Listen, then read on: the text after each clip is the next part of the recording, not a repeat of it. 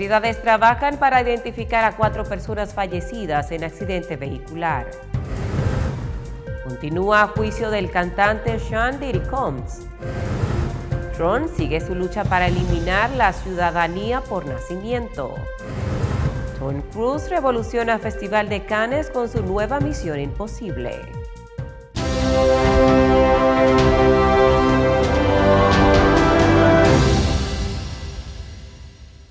Saludos, gracias a todos ustedes por preferirnos esta programación de Noticias al Día.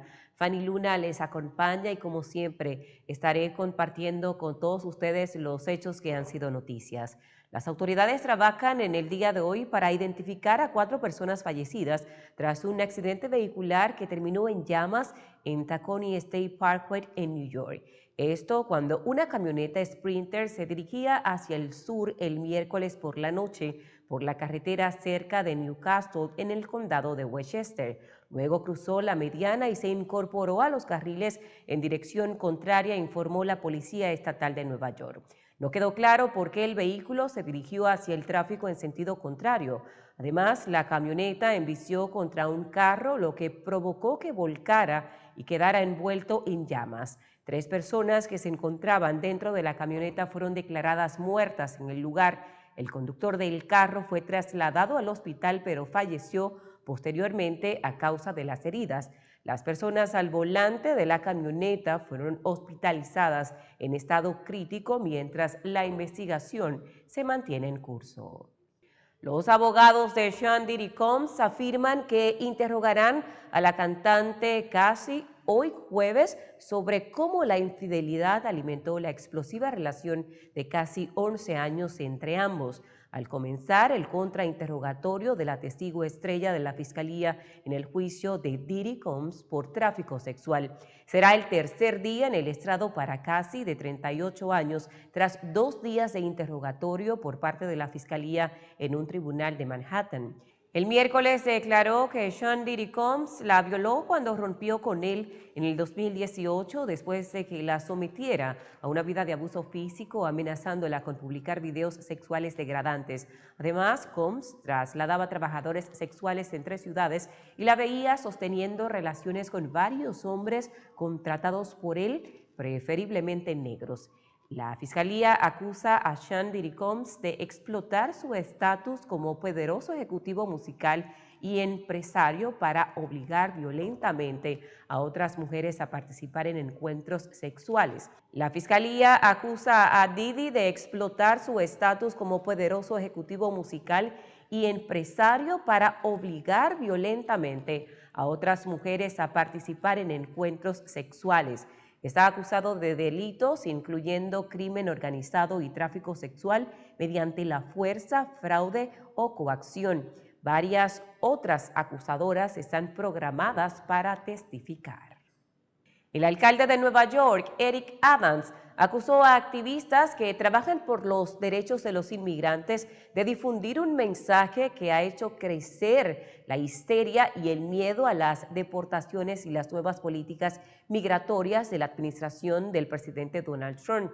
Desde la gran sala de la sede municipal, Adams afirmó que el Servicio de Inmigración y Control de Aduanas de Estados Unidos, particularmente temida y odiada entre la población inmigrante, es una institución necesaria para garantizar una sociedad ordenada y para que no se desate el caos en el país. Los republicanos de la Cámara de Representantes han incluido en el importante proyecto de ley prioritario del presidente Donald Trump un impuesto especial del 5% sobre las transferencias de remesas. Este impuesto cubrirá a más de 40 millones de personas, incluyendo titulares de tarjeta de residencia permanente y de visas de no inmigrante, como las personas con visa HIV, H2A y H2B. Los ciudadanos estadounidenses estarían exentos. Trump también anunció recientemente que está finalizando un memorándum presidencial para cerrar las remesas enviadas por personas que residen ilegalmente en Estados Unidos. El exalcalde Bill de Blasio acuerda pagar casi $330,000 para resolver un caso por malversación de fondos públicos durante su campaña presidencial del 2019. La Junta de Conflictos de Intereses afirma que Di Blasio utilizó dinero de los contribuyentes para los gastos de su equipo de seguridad de policía, incluyendo pasajes de avión, alojamiento y comidas fuera del estado.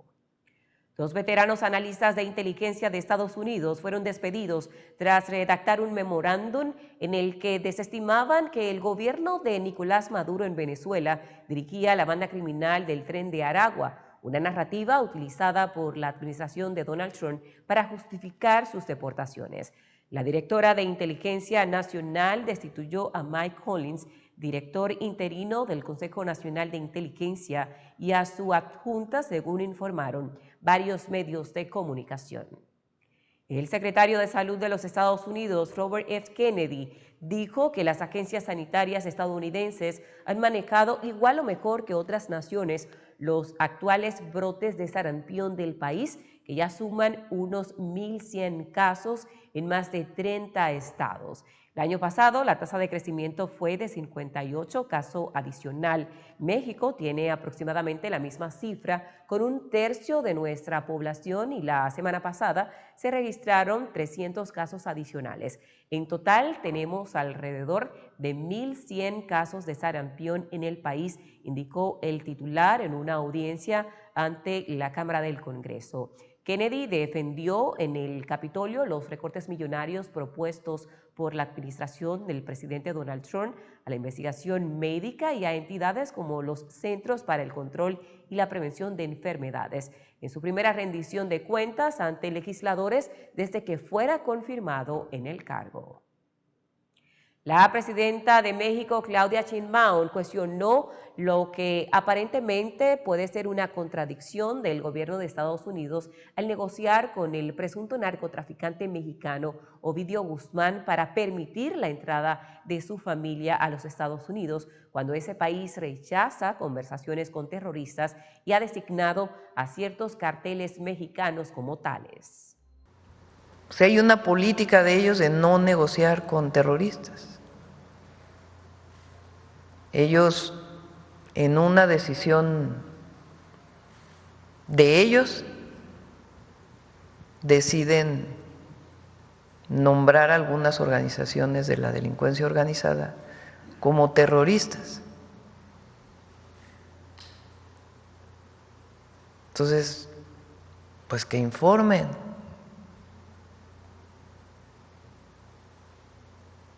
Si hay un acuerdo, si no hay un acuerdo, tienen que informar y tienen que explicarle pues al pueblo de Estados Unidos también cómo es que si están llegando a un acuerdo, cómo es que lo hacen. Y a México, obviamente, ¿por qué razón? Primero, son mexicanos. Y segundo, uno de sus familiares fue enviado con extradición. Este hecho se suma a la extradición de Ovidio Guzmán en septiembre del 2023 y a la entrega de su hermano Joaquín López El Chapo, mejor conocido, esto en julio del 2024. La utilización y el reclutamiento de menores por grupos de crimen organizado es una práctica muy común y estamos muy preocupados, afirma la jefa de protección de la infancia de la UNICEF en México, por lo que urge a mirar en particular por lo que los adolescentes están desapareciendo en el país norteamericano, afirmó. Una de las formas de vulneraciones de derechos de niños y niñas más graves. Por tanto, nuestro nivel de preocupación está a la altura de la gravedad de la vulneración. Y de esa forma, estos niños, niñas, adolescentes se ven expuestos a las peores formas de violencia.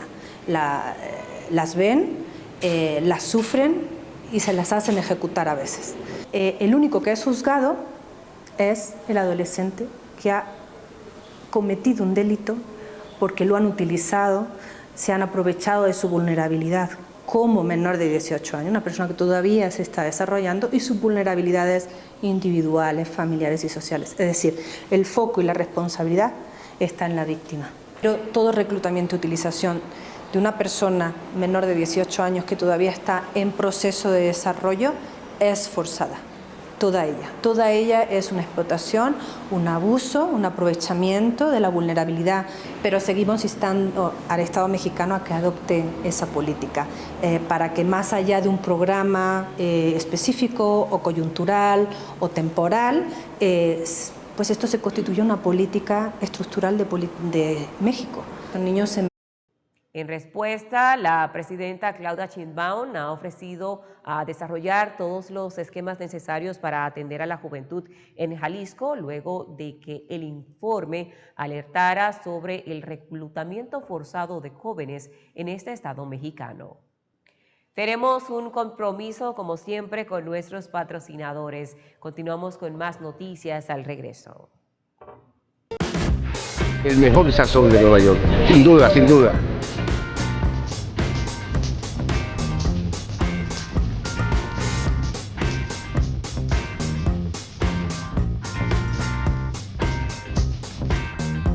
Malecón, la 97 y Amsterdam, aquí en la 143 y Broadway.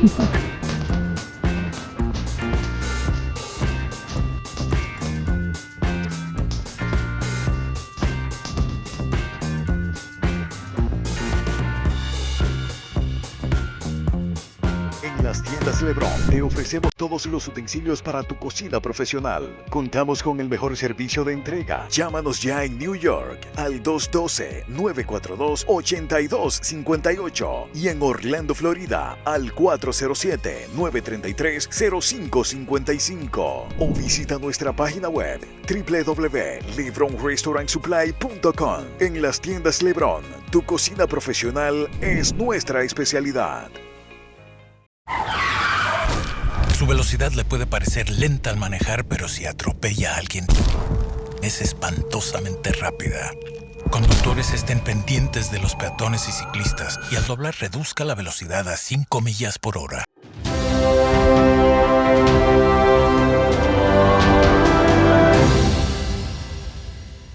Gracias por permanecer en sintonía con nosotros.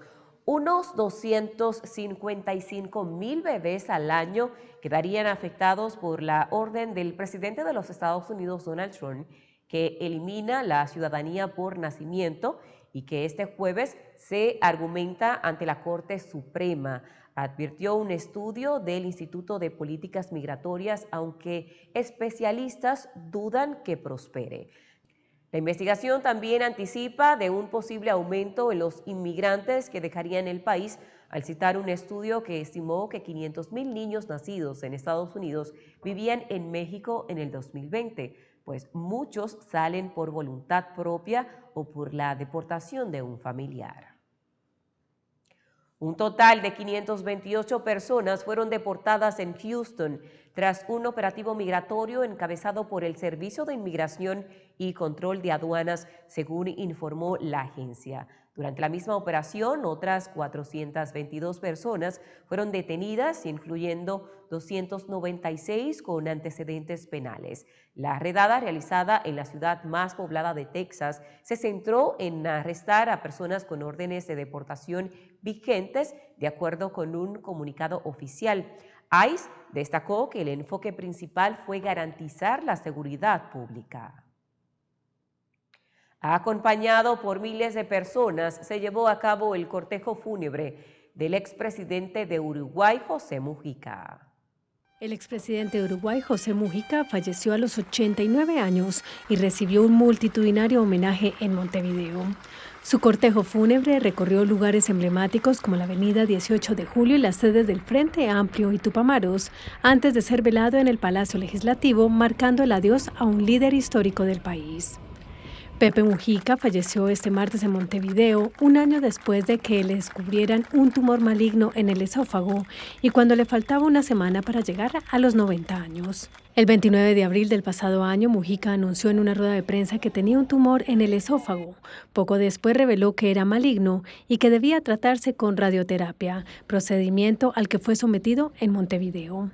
A comienzos de este año, el expresidente informó en una entrevista con el semanario local Búsqueda que el cáncer que le fue descubierto en el esófago se le había expandido al hígado. Indígenas bloquean carreteras en Panamá. Los camioneros quedaron varados en la autopista. Camioneros panameños permanecen varados desde la madrugada de este miércoles en un punto de la vía interamericana que atraviesa Panamá y la comunica con Centroamérica, por uno de los tantos bloqueos que llevan a cabo indígenas, principalmente en 2 de las 10 provincias del país, para exigir, entre otros, la derogación de una reforma al Seguro Social ya vigente.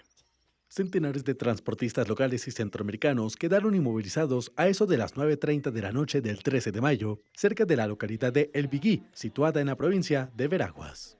Ricardo Espinosa, un camionero panameño de 27 años, declaró lo siguiente.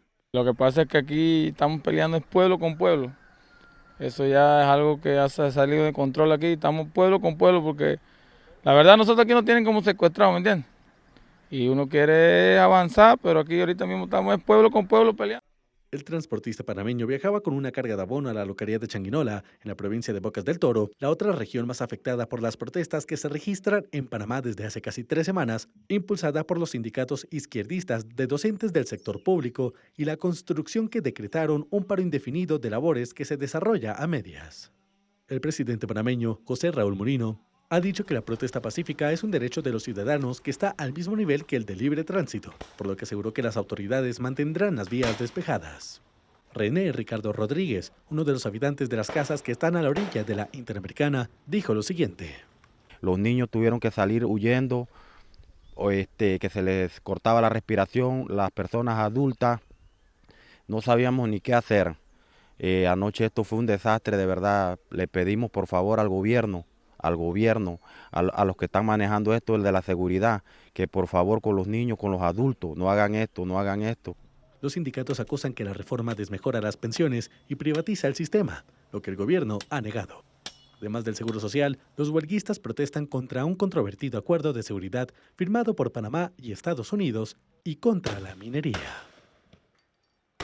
Quito, la capital de Ecuador, llama a turistas a que lleguen sin miedo al país para incentivarlo como un destino turístico. El patrimonio histórico y cultural, la naturaleza exuberante y variada de sus alrededores y una gastronomía que quiere hacerse un hueco a nivel internacional son las claves para que Quito, la capital de Ecuador, pueda convertirse en una potencia turística de Latinoamérica. Su alcalde, Pavel Muñoz, sostuvo que busca quitarse de encima el estigma de inseguridad del país que salpica a la ciudad.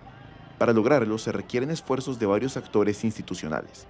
Y esto es parte de lo que le hemos planteado al gobierno nacional. Nuestros esfuerzos no van a prosperar si no hay una Cancillería y un Ministerio de Turismo que dedique el 100% de su tiempo a cambiar la percepción que en los últimos meses y años se ha generado del país. Muñoz también reveló que toma prestado el famoso lema de promoción turística que ya usó Colombia en su época más violenta. Esto para remarcar que los índices de criminalidad en la capital ecuatoriana no tienen nada que ver con otras partes del país. El único riesgo que hay hoy, al menos en Quito, es que uno se quiera quedar en Quito. El único riesgo que tiene quien nos visita es que esta ciudad le enamore y le atrape, y por lo tanto que se quiera quedar a vivir acá. Dicha estrategia apunta a potenciar todo tipo de turismo, desde ocio hasta eventos y reuniones, pasando incluso por visitas de nicho, como aquellas destinadas al avistamiento de aves y a la aventura. Indígenas de Ecuador exigen a la Corte que respete la consulta previa ante proyectos petroleros. Decenas de indígenas del pueblo Guarani, uno de los más numerosos de la Amazonía ecuatoriana, llegaron este martes hasta Quito, la capital, para exigir a la Corte Constitucional de Ecuador que haga respetar su derecho a la consulta previa, libre e informada frente a la posibilidad de que se reactiven los planes de explotar petróleo en el sur del país. El caso que involucra a los guaraníes del Pastaza comenzó en 2012 con la consulta promovida por el Estado ecuatoriano, en la que se planteaba la licitación para actividades petroleras en más de 180.000 hectáreas de la selva amazónica. 16 comunidades de este pueblo originario alegaron que el proceso no había cumplido con los estándares de ser libre, previo e informado, como le exige la Constitución y el Convenio 169 de la Organización Internacional del Trabajo. María Espinosa, abogada del pueblo guaraní de Pastaza y miembro de Amazon Frontlines, pidió a la Corte que vaya a las comunidades para que entiendan la situación de primera mano. Llevamos 5 años esperando que la Corte salga de la comodidad de su oficina y decida ir a territorio a dialogar con Waurani. Y estamos preocupados de que la Corte genere una sentencia regresiva en derechos, de que la Corte utilice el caso Waurani para facilitarle la agenda extractiva al Ejecutivo, que la Corte siga diciendo que hay pueblos y que hay territorios que se pueden sacrificar. El territorio Waurani no está en venta, señores de la Corte, presidente Noboa. La vida Waurani se respeta, no es sacrificable. Un pedido similar hizo el presidente de la organización Waurani de Pastaza, Luis Enqueri, quien solicitó a los magistrados encargados del expediente que acepten su invitación de dialogar sobre el terreno amazónico, para que escuchen las voces ancestrales, las vivencias y el espacio de vida que ocupan. No pueden estar en cuatro paredes haciendo papeles, escribiendo que es jurisprudencia vinculante para pueblos indígenas. Eso no es suficiente. Como resultado de los reclamos indígenas, la Corte Provincial de Pastaza falló a favor de los colectivos en 2019 y anuló la consulta, lo que detuvo el proceso de licitación. Tras la resolución judicial, el Ministerio de Energía y Recursos Naturales No Renovables de Ecuador anunció que apelaría el fallo, un recurso que fue rechazado tanto por el Tribunal Provincial como por el Constitucional en 2019. Y en mayo de 2020, la Corte Constitucional anunció que desarrollaría jurisprudencia en base a este caso, pero sus conclusiones todavía no han sido emitidas. Policía reprime protesta de vecinos de una favela en Sao Paulo que se oponen a un desalojo. La policía brasileña reprimió una protesta en la favela do Moinho, la última comunidad informal del centro de la ciudad de Sao Paulo, donde decenas de personas se manifestaron contra el proceso de desalojo. Durante la movilización, que incluyó el bloqueo de una línea de tren urbano, los agentes utilizaron balas de goma y gases lacrimógenos para dispersar a los participantes. La demolición de viviendas en la zona comenzó el lunes y fue retomada el martes pese a las protestas. Tras los enfrentamientos, vecinos y autoridades acordaron adelantar una reunión para intentar resolver el conflicto que se arrastra desde hace más de un mes. El gobierno regional defiende la medida como parte de un plan para mejorar la seguridad, combatir el narcotráfico y transformar el área en un parque público. Según datos oficiales, el 88% de las 752 familias residentes ya aceptó ser trasladado a viviendas sociales o recibir ayudas para alquiler o compra de vivienda. Sin embargo, un grupo minoritario ha rechazado el desalojo y denuncia presiones del gobierno. Este lunes fueron demolidas 6 viviendas desocupadas, mientras los trabajos continuaron este martes, interrumpidos temporalmente por las manifestaciones. ONGs piden al Estado venezolano revelar inmediatamente el paradero de activistas desaparecidos. La ONG Provea pidió este martes al Estado venezolano revelar inmediatamente la suerte y el paradero de Eduardo Torres, activista y abogado de esa organización, quien aseguran permanece en paradero desconocido desde el pasado viernes. En rueda de prensa, el coordinador general del Programa Venezolano de Educación, Acción en Derechos Humanos, Provea, Óscar Murillo, precisó que han pasado más de 90 horas sin conocerse la ubicación de Torres, de quien, según denunció esa ONG el domingo, se tuvo noticias por última vez el viernes cuando avisó que iba a su casa en Caracas. Solicitamos al Estado y reiteramos en ese sentido adoptar de manera inmediata las medidas efectivas para garantizar la vida, seguridad, la integridad física y el bienestar psicológico de Eduardo Torres. Revelar inmediatamente la suerte y el paradero del abogado Eduardo Torres. Garantizar su libertad plena si se confirma efectivamente que Eduardo ha sido víctima de desaparición forzada y detención arbitraria. Permitir el acceso a sus abogados de confianza, que ya por los lapsos cumplido, evidentemente ya aquí hay una vulneración de su derecho a la defensa. El coordinador de Provea describió la desaparición del activista como un ataque directo a la ONG de la que forma parte. Emicelis Núñez, esposa de Torres, exigió a Nicolás Maduro que se pronuncie sobre el caso del activista. Han pasado más de 90 horas donde ningún organismo del gobierno se ha pronunciado sobre la desaparición de Eduardo. Nosotros queremos hacerles un llamado al presidente de la República, Nicolás Maduro, que dé la cara, que nosotros queremos que Eduardo aparezca sano y libre. La ONG denunció que Torres, beneficiario de medidas cautelares de protección otorgadas por la Comisión Interamericana de Derechos Humanos, ya había sido víctima de amenazas por su labor, por lo que introdujo ante la Sala Constitucional del Tribunal Supremo de Justicia un recurso de habeas corpus en favor del abogado, que a su juicio está en situación de desaparición forzada. Nos vamos a cumplir con nuestro compromiso comercial. Usted no le cambie. Siempre seguimos con más información en Noticias al Día. El mejor sazón de Nueva York, sin duda, sin duda.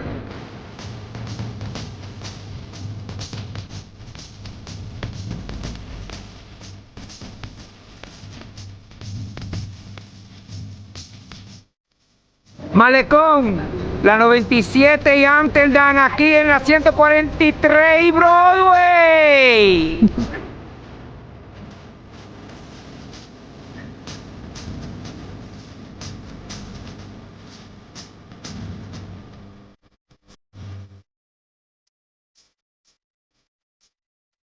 En las tiendas LeBron te ofrecemos todos los utensilios para tu cocina profesional. Contamos con el mejor servicio de entrega. Llámanos ya en New York al 212-942-8258 y en Orlando, Florida al 407-933-0555 o visita nuestra página web www.lebronrestaurantsupply.com. En las tiendas LeBron, tu cocina profesional es nuestra especialidad. Su velocidad le puede parecer lenta al manejar, pero si atropella a alguien, es espantosamente rápida. Conductores, estén pendientes de los peatones y ciclistas y al doblar reduzca la velocidad a 5 millas por hora.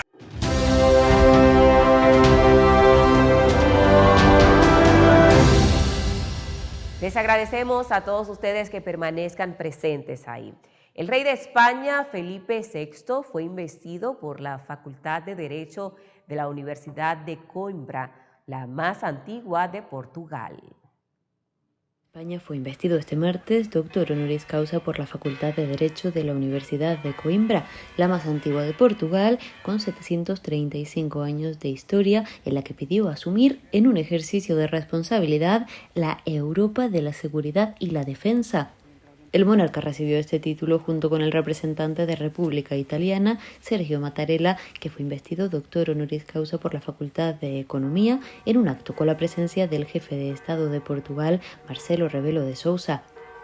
En su discurso, Felipe VI recordó que hoy en día se habla de la necesidad de contar con una Europa de la seguridad y la defensa y manifestó que es un reto que debemos asumir en un ejercicio de responsabilidad y de memoria, no contra nadie, no contra ningún régimen o modelo, sino para defender lo nuestro, dijo.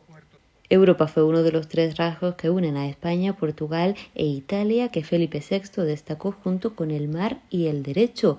Respecto al derecho, el rey volvió a hacer referencia a los tiempos actuales de erosión del orden mundial basado en normas e hizo hincapié en la importancia de defender el derecho frente a la fuerza, la arbitrariedad y como cimiento del orden internacional.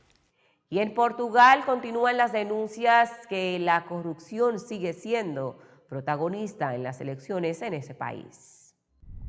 En Espiño, en el norte de Portugal, restan importancia a la polémica empresarial de su vecino más ilustre, el primer ministro en funciones, Luís Montenegro, la persona que hizo caer a su gobierno y puso de nuevo a la corrupción como telón de fondo de unas elecciones anticipadas en el país. Spinum Viva es la empresa en manos de la familia del primer ministro por la que el gobierno portugués perdió la confianza del Parlamento y precipitó los segundos comicios anticipados en menos de un año. Recibió pagos de empresas donde el primer ministro trabajó en el pasado. Y aún después de que el Parlamento le retirara la confianza por sospechas de corrupción, las encuestas dan la victoria a la alianza del Partido Socialdemócrata de Montenegro en las urnas este 18 de mayo. Ante los escándalos, los principales partidos dedican capítulos de sus programas a las medidas contra esta lacra. El caso es que la localidad de Espiño parece un microcosmos de Portugal. 2 alcaldes arrestados por corrupción, uno del PSD y otro del PS. A este último lo sustituyó María Manuel Cruz, quien explicó a EFE que ha sido un proceso muy difícil recuperar la confianza de los votantes. A nivel nacional, el año pasado también hubo comicios anticipados después de que el ahora ex primer ministro, el socialista Antonio Costa, dimitiera por sospechas de irregularidades que sin embargo nunca fueron probadas. Las calles de Espiño, donde viven aproximadamente unas 30.000 personas, están desnudas de publicidad electoral de su célebre vecino. Apenas un par de carteles en la rotonda de entrada. Entienden que no es necesaria, pues la mayoría le votará a pesar de que Spinum Viva no es la única controversia en la que se ha visto envuelto. Con gafas de aviador, sonriente y sin dejar de firmar autógrafos, Tom Cruise fue el centro de atención, el rey de la alfombra roja del Festival de Cannes, para presentar fuera de competición la nueva entrega de la saga Misión Imposible, una orquesta apostada en los famosos escalones del Palacio de Festivales. Lo recibió a él y al resto del elenco de Misión Imposible, con la icónica melodía que acompaña las aventuras del espía Ethan Hunt desde 1996. Se escuchó por encima de los gritos de los cientos de fans que se apostaron en el Boulevard de la Croisette con pósters, fotos para obtener la apreciada firma de Tom Cruise. Ese mismo tema, compuesto por Larry Mullen y Adam Clayton, ya había sonado también justo al principio para marcar el comienzo de la alfombra roja. Todos ellos brillaron en esta alfombra del Festival de Cannes. Tenemos que finalizar de esta forma nuestra emisión de Noticias al Día. Agradecerles siempre a todos ustedes la sintonía y la preferencia. Fanny Luna se despide y les reitero a todos ustedes a continuar con nuestra programación.